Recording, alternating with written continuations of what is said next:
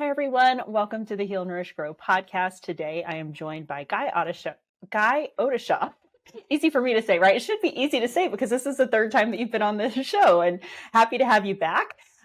Before we get into the topic of the day, Guy, can you just share with everybody? I've read your official bio, of course, like always, but could you just share a little bit of your background and how you got into this work and what makes you so passionate about helping people in the way that you do? Well, great to be back. Thank you. So my background is primarily in integrative medicine and kind of two main tracks for me. My private practice as a practitioner, but then in some ways really my more full-time job, which is, building clinics. My biggest clinic is a large integrative medicine clinic with 30 providers kind of across the spectrum of care, from allopathic MDs all the way to energy work of various kinds and everything in between. And then my own private practice has been primarily kind of on the orthopedic side, pain, trauma, working on the body. But then over time, I got interested in bioelectric medicine, and then that led me down the path of bioelectric medicine, and then that led me to brains in particular. And now I spend most of my time working directly on the brain with neuroimaging, neurofeedback, neurostimulation, neuromodulation. And so now my private practice and my clinic life are much more similar, as I've kind of dropped the big integrative clinic and moved to a more focused, kind of brain-centric bioelectric medicine specific approach for brain health. Yeah, I love that. And the fact that you've done so much work with these clinics and have that background, I think makes you really uniquely positioned to have a lot of knowledge across various subjects. And when we chatted before about what we wanted to talk about today, because you are such a wealth of knowledge, but I thought that the topic that you proposed was really good because it has to, almost everybody has a child in their life in some way, whether it's a niece, a nephew, their own child, something like that. Somebody they know is probably in school in some capacity. And one of the programs that you've been working on has been with children specifically. And certainly since the pandemic, there has been a lot of changes in schools, a lot more stress in schools in a lot of ways. And the teachers are fighting a lot of this too. So I'd love it if you could just share some of the things just more broadly now in the school system. What are their challenges? What kinds of things are children experiencing? And then we'll get into, obviously, kind of the ways that you deliver the brain health part, how you can actually help them with some of these methods that you have. Sure. Yeah, it's a favorite topic of mine and program that we're developing at the clinic. So I'll go back. I don't know. I have a mantra: don't do the math, right? I'll go back about 40 years. But when I was first in college, I went in for education, and I got, I don't know, about 3 years into the program, so far enough where I was doing internships. So I was out in the schools, and I learned very early on that I was not wired to be in the elementary school setting. Like, it was just clear, like, nope, this isn't going to go for me. It's not going to go well for the children. So I moved on to then post-secondary or secondary, and then had a similar realization there that nope, still this is not a good match. Eventually into adult education, and then that's where I was like, okay, this is my place. I can have a reasoned conversation with my students, and that worked for me personally. But what that gives me is an immense respect for the people who can be in the classroom, K through 12. Really, we tend to focus a lot on K to 8, and so I've always had that, right? The thing that I couldn't do, immense respect for the people who do it. But now when I listen to my clients who are teachers and friends and neighbors, but mostly the detailed stories I hear from my clients, and what an average teacher puts up with today is so far removed from my worst day in the classroom, which today any of the teachers would beg to have that be like their best day isn't that good. And so again, hard for me to imagine that these folks get up and go back to work every day and do what they do, with the with what they have to deal with in a classroom in terms of behavior and and not that any of it is considered acceptable. It's just the ability to try and manage it, and what are the resources that a teacher can call on, whether that's parental involvement, administrative involvement. The problem has outscaled the available resources, and that becomes that's what we hear over and over and over again from teachers, is the overwhelm. And I mean, I'm sure people can imagine that there's any number of things from behavior, but the reasons for behavior, I think, might be a little bit interesting to go into, because one of the things that I've heard from previous guests and that I have seen data on it myself is that the incidence of ADHD is climbing, as is people that are on the autism spectrum. And all of those things kind of come along with behavioral challenges, for sure, and sometimes severe enough that it puts them in a individualized education program kind of situation. So that's a little different. They might be in a classroom with other kids. Are there other things outside of those two things that I just mentioned that teachers are experiencing? Is it that the parents are involved in a different way, or the kids are acting a different way, or is they're on their phones all the time? What's the thing that you kind of hear the most that makes it more challenging for them? Yeah. I mean, it's so multifactorial, with sometimes small, but sometimes large shifts across many different points in the average child's life.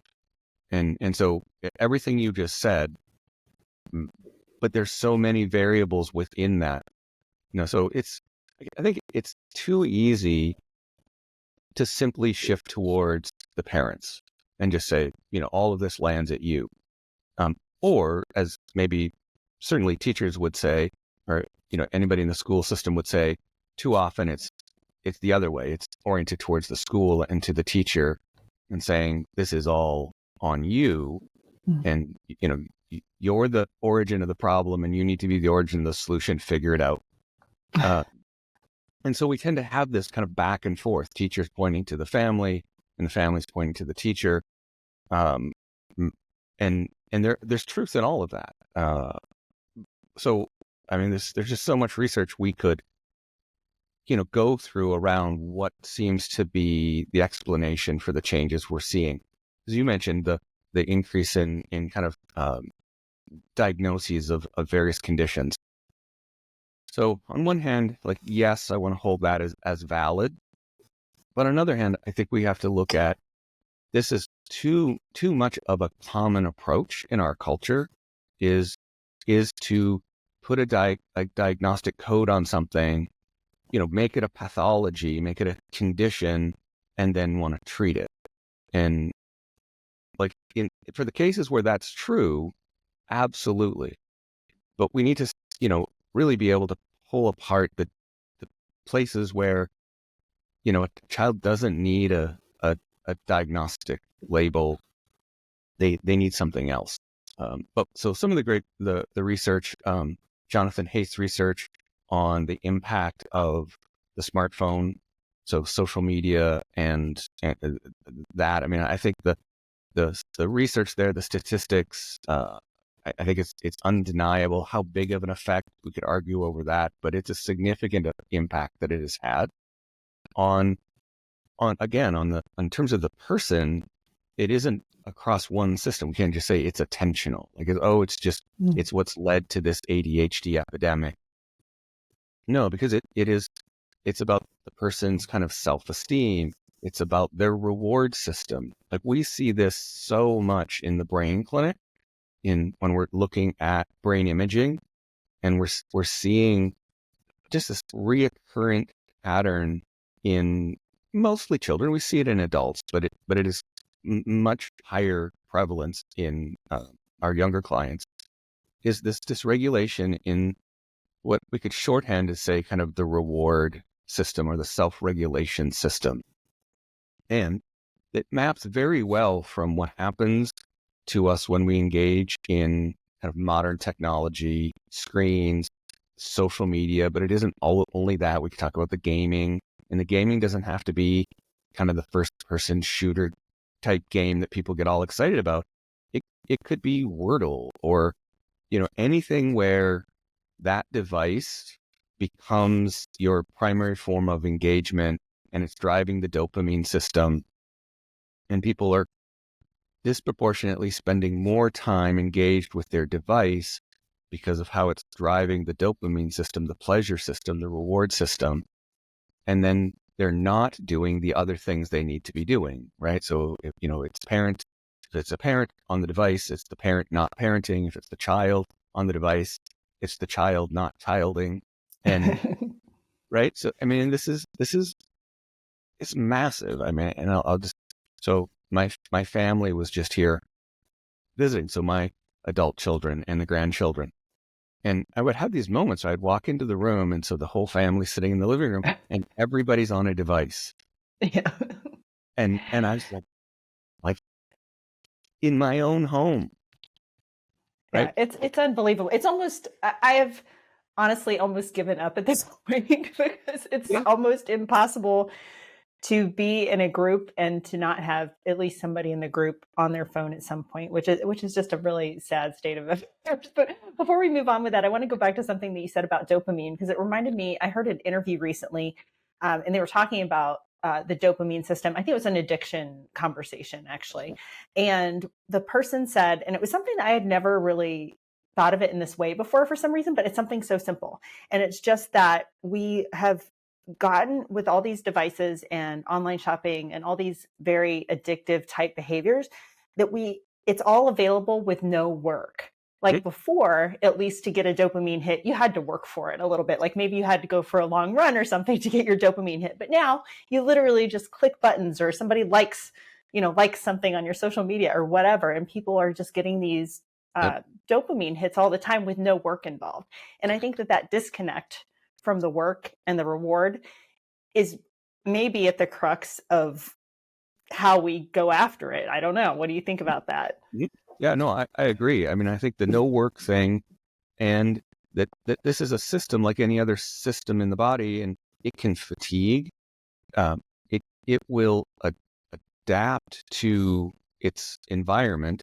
And so and it's not an if, but when people engage in these activities that deliver them dopamine, free, right? Just moment after moment after moment after moment, you can scroll. And if TikTok runs out of dopamine for you, you can switch to the next platform and then to the next platform and just keep juicing the system. Well, the system starts to break down, right? That we get a dopamine fatigue.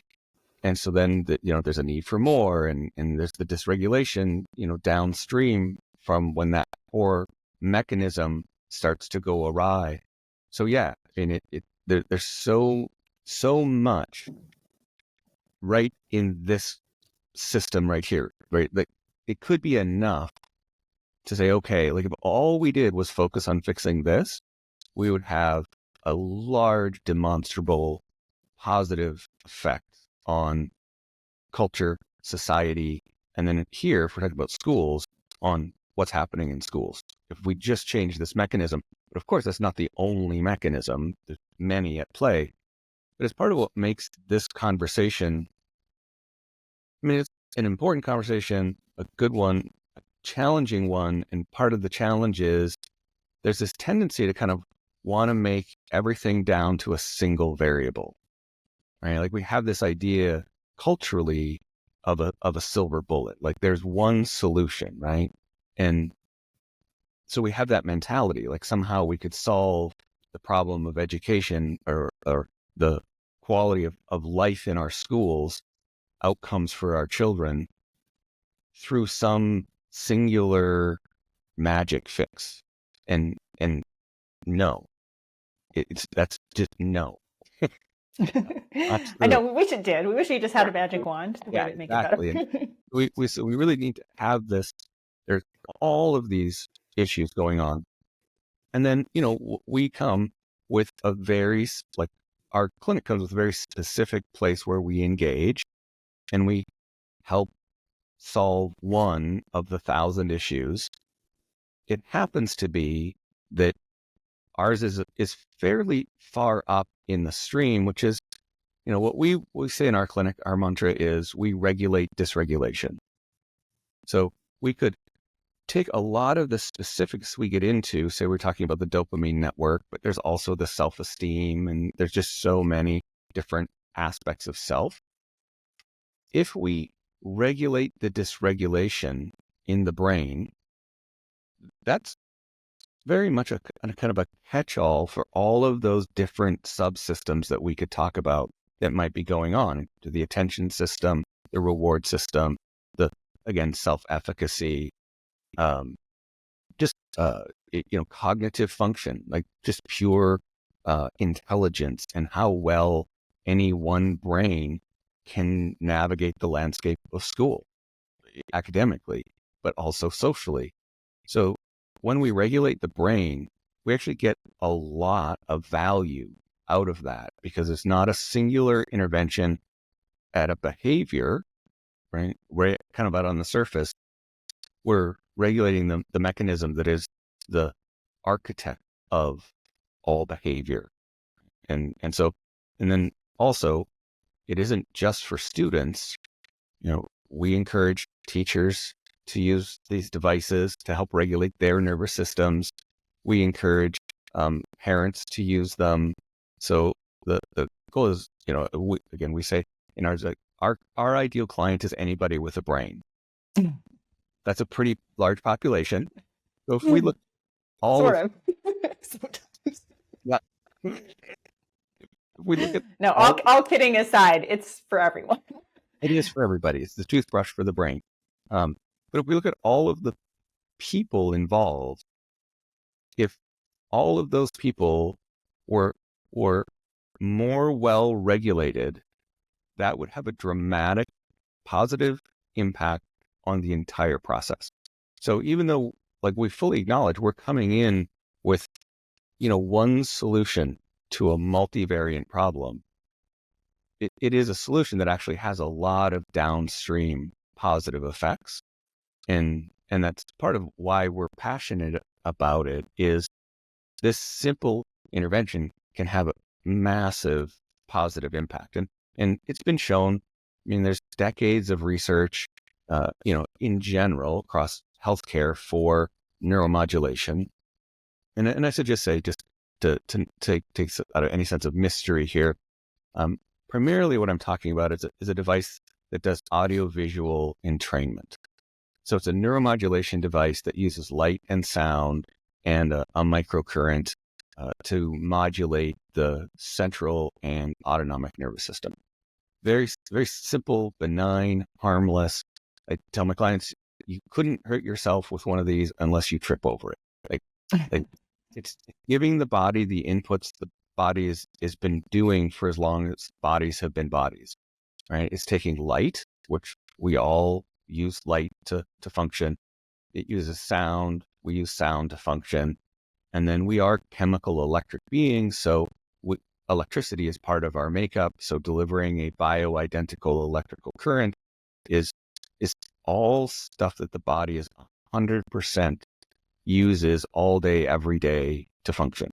So we're not putting in some, synthetic exogenous force that might compromise the system, right? Which is more like, you could think like pharmaceutical, right? We're going to put in a synthetic chemical that is going to impact part of the system positively and then part of the system not so positively, hence side effects.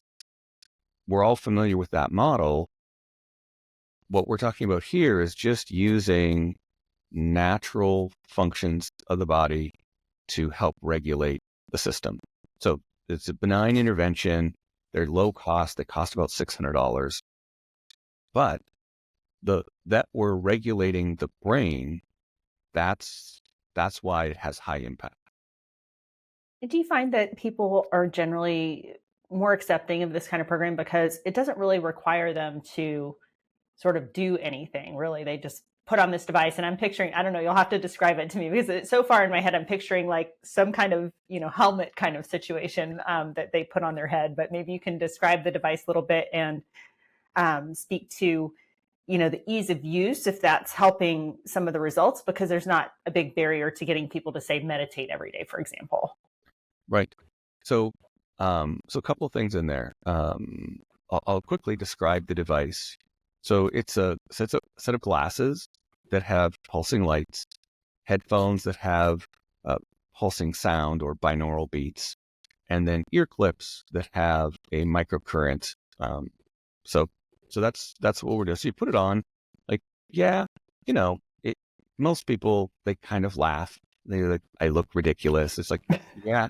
So, Maybe you can get a photo that I can clip into the video at some point, and just so people can see what it looks like. That would be awesome. We'll get you that, thank you for saying that, is I will send you some of the documentation that we give to clients around IEP programs for school funding, and we're in Minnesota, so all of our stuff is geared around what's available in Minnesota, but some of the programs are federal. But even what I would encourage, even if a person isn't in the state of Minnesota, is your state likely has a program like this, even though the name might be different and some of the particulars might be different. But what we provide our families, teachers, school administrators with are kind of a template that allows them to access county, state, or federal funds to help either buy these devices for a school, so that they're in the school, students can access them there, or staff, or some of the programs will pay for these devices for the family to have, so it'll go home with the student. So I'll get you those as well, so you can put it in the show notes, and people can download them there and take a look at this information. So we've had social workers who navigate these programs to help get their clients assistive technology. We use the same pathway that they might, say, get an iPad for a student to get this assistive technology. Same process. So we'll get that information. So the device, it is kind of goofy, but once you have it on, you can't see yourself. So, right. So you're like, you may feel ridiculous, but you won't have to look at yourself doing exactly. it. You don't know how ridiculous you look. So, and then the other part of that, of course, is the effect. Right? When people start to experience the effect, that goes a long way in counterbalancing the, like, oh, I have to put this thing on and wear it for 30 minutes a day, or and the 30 minutes a day isn't an all-encompassing, accurate treatment plan. It's highly variable depending on the person and what's the nature of the dysregulation, and but a common one for students. So let's say the issue is focus and concentration for whatever reason. Lots of things bring out focus and concentration. Could be ADHD, could be anxiety, could be like post-concussive syndrome. There's any number of reasons why people have attention challenges. So you can get a set of see-through glasses. So this is a very common thing we do with our students who have attentional issues, is we'll have them wear the device when they're doing their homework. And you see, like, within minutes, and this is the thing that is hard for people to believe until they see it, is you can take a child and who's got attention difficulties, have them read a paragraph, and maybe they get 3 sentences and they're already distracted. But you get them through the paragraph, you say, what did you read? And they can't really tell you. We put the glasses on, and then they read 3 pages, and then they can tell you what they read.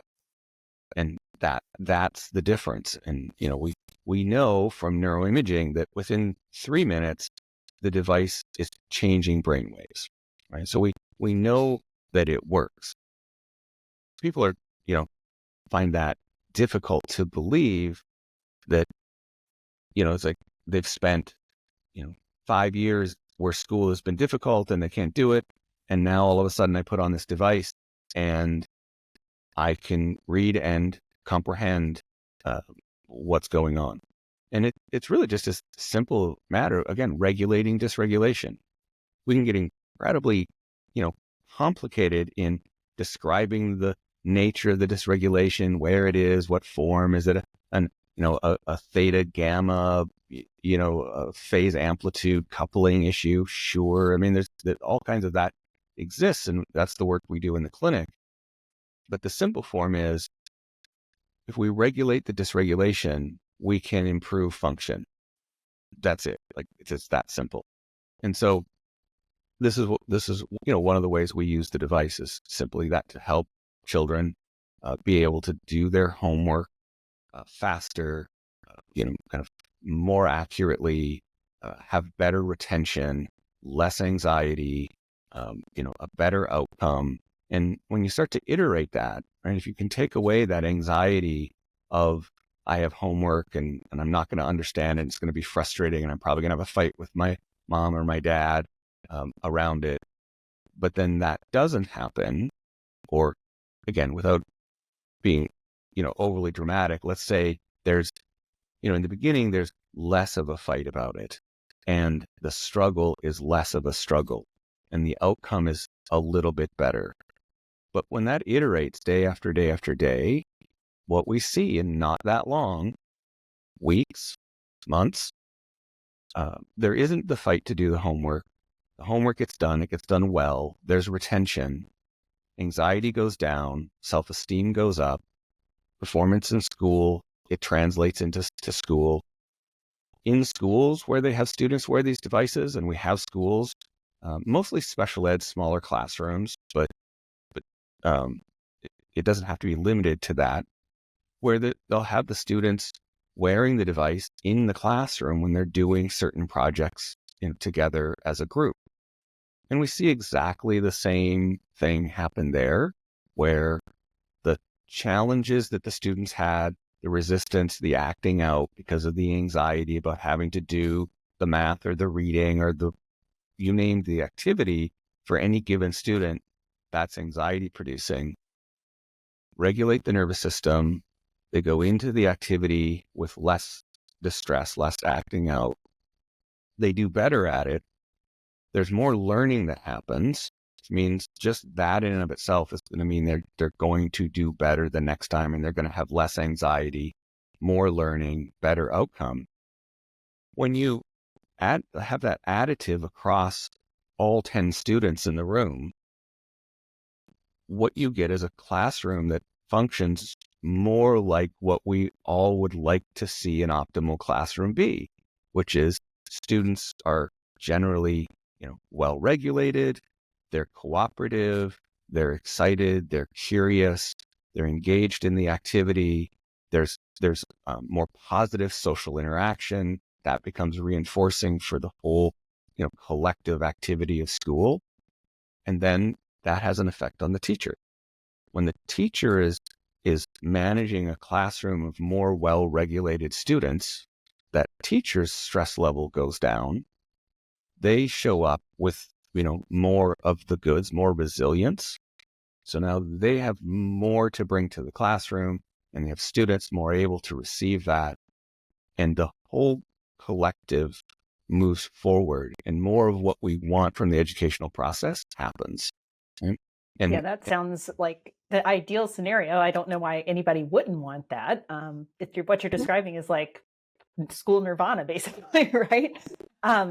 Absolutely. And but this is the thing, like you said, like, who wouldn't want that?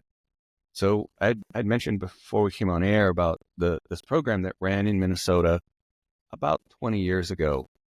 And it was as often these projects in schools are, it was a passionate teacher who was aware of this technology, advocated to bring it into the school, put together a group of people here locally, specialists. They implemented what was going to be a study, but it turned out, the study was very positive. The program lasted a number of years. So what the program was doing is using audiovisual entrainment in schools. Mm-hmm. So they would use it in various ways, but much the way I described it, groups of students in a classroom doing audiovisual entrainment in the class as a group.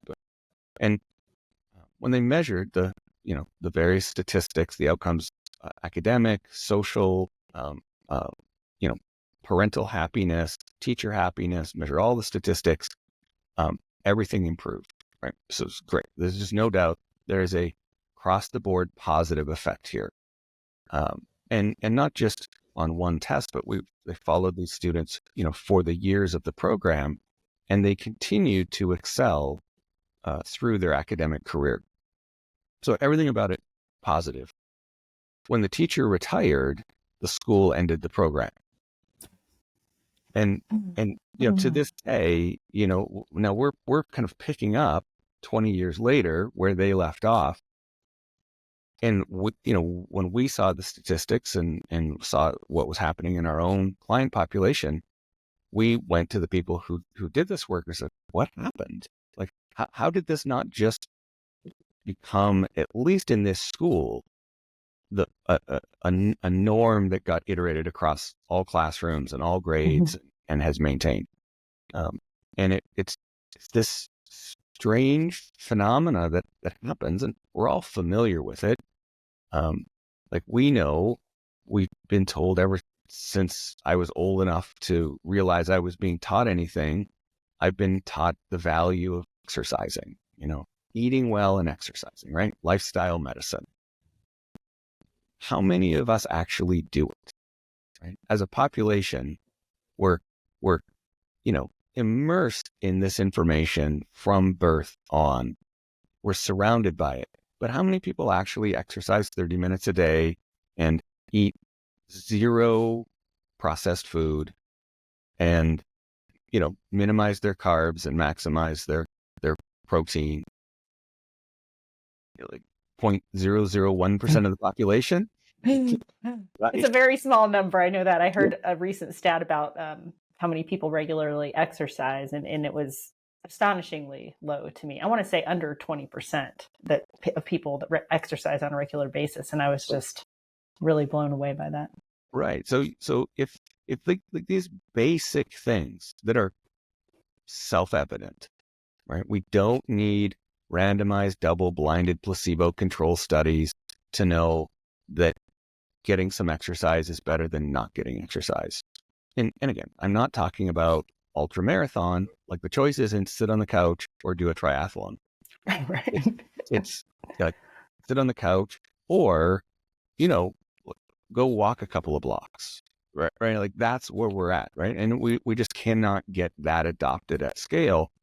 Or again, a simple thing of highly processed food is not good for us.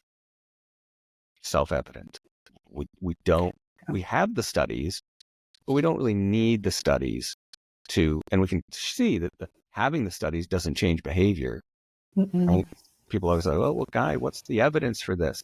Well, there's 60 years of evidence, right? But the evidence doesn't change behavior. So there's just we have encultured I don't even know what exactly to say, right? Just kind of a resistance to doing what's good for us, no matter how it comes packaged. And that's our biggest challenge.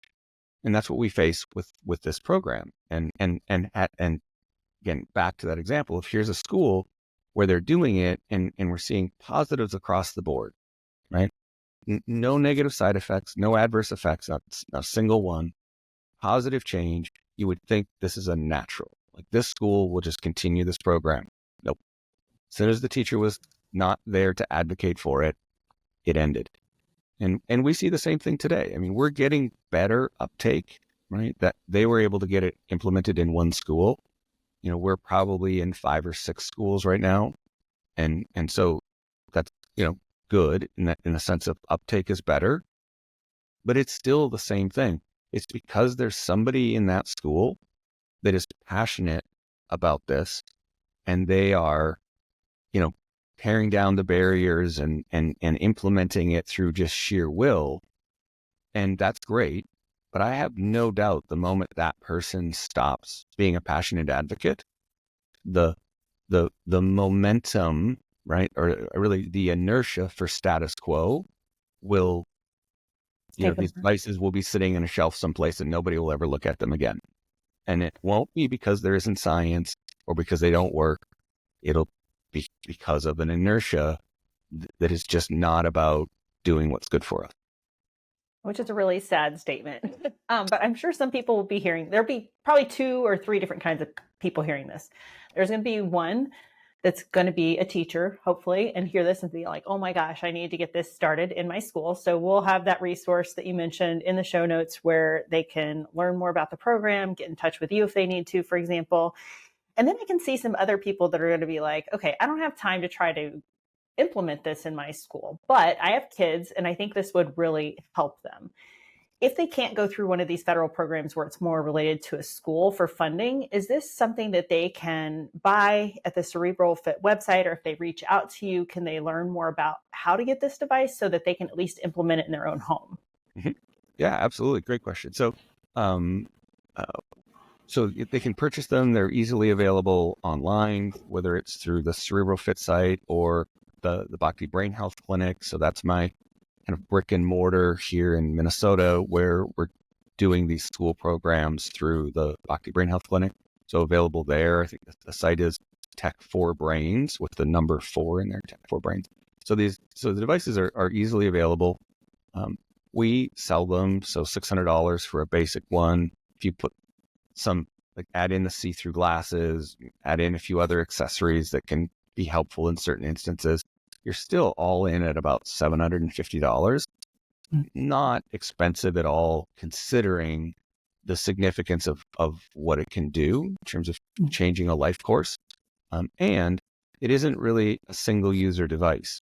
So often there are multiple children in the home, there are adults, and everybody can use the device. And that's, again, where we see the best outcomes is, can regulate a whole household, not just one person, right? One more well-regulated person in the midst of an otherwise dysregulated environment, not as good as regulate the whole environment, and everybody moves forward, more fully than if presume that,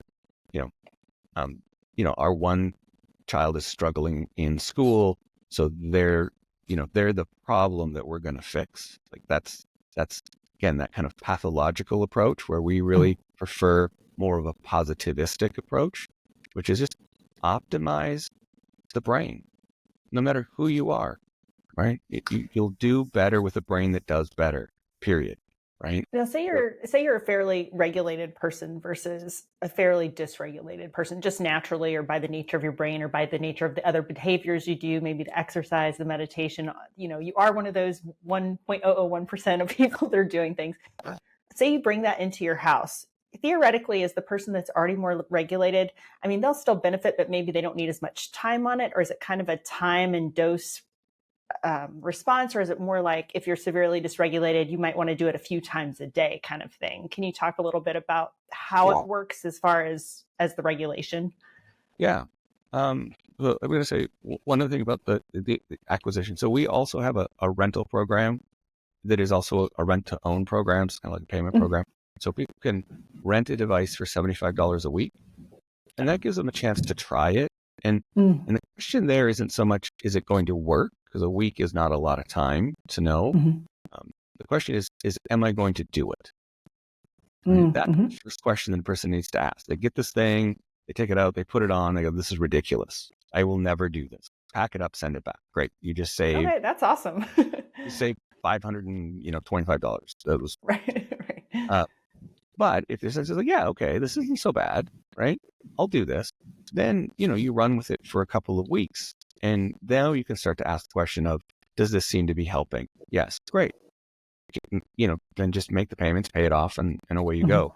So we really try and take, money as a barrier and minimize it as much as we can to make it so people can try the technology to see if it helps. So whether you purchase it or do a rental, there are options. And then again, the kind of different financing through the school systems. And I'm sure there are others. People can use county, like CADI waivers, disability waivers. So all kinds of options.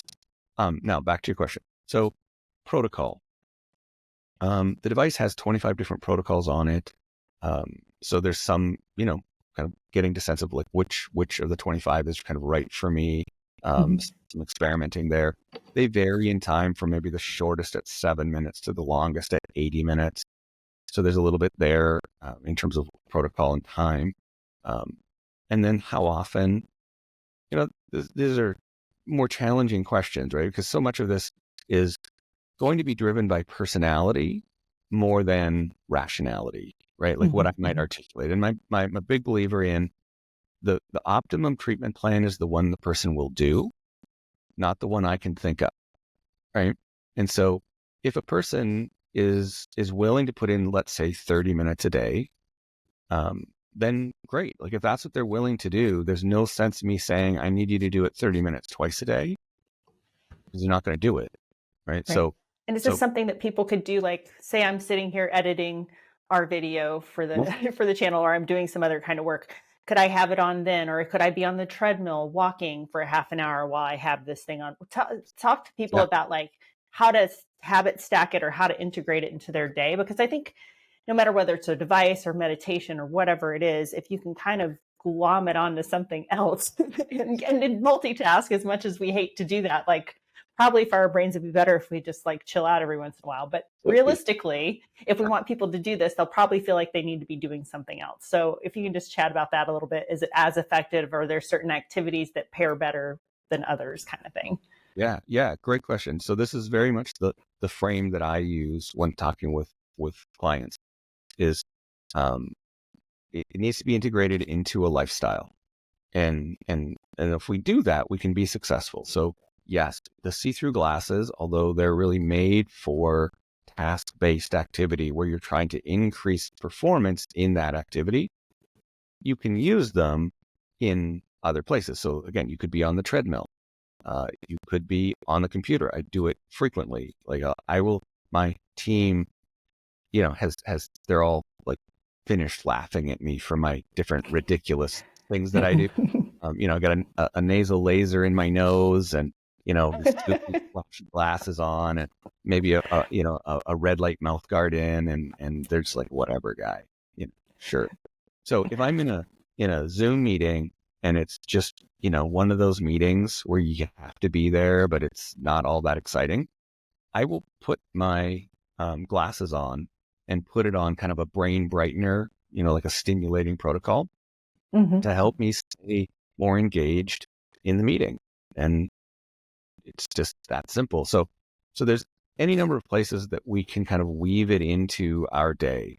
And I'll give you a great example. So for, I don't know, a few years, my wife had a audiovisual entrainment system sitting next to her on her nightstand and wouldn't use it. And it was had the opaque glasses, the non-see-through glasses, and the chances of her taking 30 minutes out of her day and laying down and doing nothing and doing a treatment, clearly zero, like 0% chance she was ever going to do that. Right? She's just not wired that way. I'm a meditator. So for me to take 30 minutes and do a session, no problem, right? Like I'm wired to do that, and it's part of my day. For her, no. So then I got the see-through glasses for her. Well, now she'll happily put it on in the morning when she's having her coffee and, tootling around the news sites and Facebooking with friends. So that was it. Like that was the solution, was find her a way that she could do it while she was doing something else. Now doing a treatment every day isn't a problem. So yeah, I'm very much a believer in you figure out how you as an individual are going to integrate this. And then that's what you do. Yeah. Turn it into a part of the routine, part of a ritual, part of a habit, and then it gets done. So I'm, although I can be prescriptive and say, well, given what you're going on and the symptoms and all of these things, this is the protocol you should do, and you should do it like this, and great. But again, if the person isn't going to do that, then that whole activity was a waste of time. And so I really work more with people from what are they willing to do? What can we get? Because the nice thing about the device is, as I said, 25 protocols. There's 9 different benefits one gets from doing audiovisual entrainment, 8 of the benefits are the same across all 25 protocols, right? So you get the bulk of the benefit regardless of the protocol you do. The 9th thing that is protocol specific is kind of the state, right? So if it puts you into more of an energized state, more of an alert, aroused state, or more of a relaxed awareness state, or more of a meditative internal state. And then we go down the scale like even more into kind of a drifty, dreamy state, and then sleep. So state is this other piece, and that's fairly simple. If a person is like, I'm doing this before going to school as a way to optimize school. Does that person need, more arousal? Does their system need to be kind of boosted? Or are they the opposite? That what they need is actually to be calmed and settled to make their school day better. Then we just pick the protocol that has that state effect, but the other 8 benefits you get no matter what protocol. So we can make the whole process simple. And I'll say, the person doesn't have to do the glasses, the headphones, and the ear clips all the time. You can pick and choose. So if the glasses it's not an appropriate place, and it would be easy to have earbuds in and just do the binaural beats, do that. That's nice and easy. And then the other one is the transcranial stimulation, the ear clips. Again, super simple to just run that wire up your shirt, clip it on your ears, put the device in your pocket, and just go about your day doing whatever you're doing. And again, you can have a student sitting in a classroom doing the transcranial stimulation with zero interference in what they're doing in terms of class work and what's required of them physically. Yeah, amazing. This sounds so useful. So you already mentioned your various websites a couple times, but to wrap it all up here at the end, again, we mentioned that all of this will be in the show notes, but can you share with people where they can find you? You mentioned you're in Minneapolis if they happen to be in that area, but where can they find you online? Are you active on any social channels, and what's the best way they can get in touch with you? Sure. So the Bhakti Brain Health Clinic, so this is a mouthful. So bhaktibrainhealthclinic.com. What might be easier for folks is cerebralfit.com. So just cerebralfit.com. So either of those sites, you'll find, my direct number, direct email, so you can reach out that way. We have a free consult that we do with folks, so you can book that right online on either one of those sites. And so if this holds interest for you, or if you're a teacher or a school administrator or a parent who has a child in a school and you feel like this is something you might want to bring to the school, perfect. Like, reach out, let's schedule a consult, let's talk about what makes sense, again, either for your personal, regulating the dysregulation, or maybe you think that you're fine, but other people need it and you would like to help bring it to them. Great. Either way. You should still probably use it yourself too, right? Yeah, exactly. Well, Guy, as always, it has been such a pleasure chatting with you. And thank you so much for sharing about this technology and how it can help both students and teachers. I personally feel like this should just be a federal program. It should be in every school, and maybe we'll get there eventually. But thank you for doing the work that you do to kind of make those things happen. Well, thank you, Cheryl. It was a delight chatting with you again. I look forward to more. Sounds good. Thank you.